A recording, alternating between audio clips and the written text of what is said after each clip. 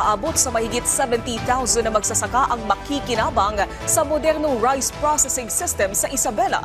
Ayon kay Pangulong Ferdinand R. Marcos Jr. sa pamamagitan ng pasilidad, bukod sa mas mabilis sa production, madadagdagan din ang income ng mga magsasaka. Si Janice Dennis ng PTV Cordillera sa Balitang Pambansa.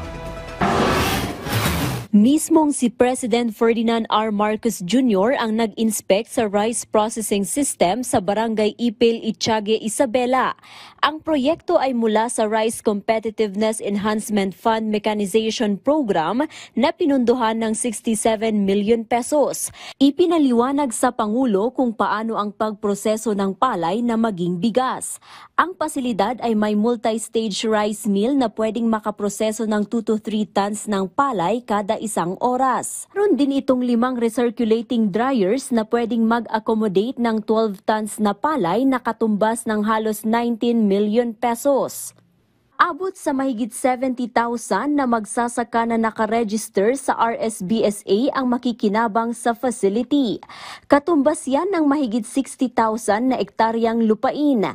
Bukod sa mas mabilis na produksyon, madadagdagan din ang income ng mga magsasaka.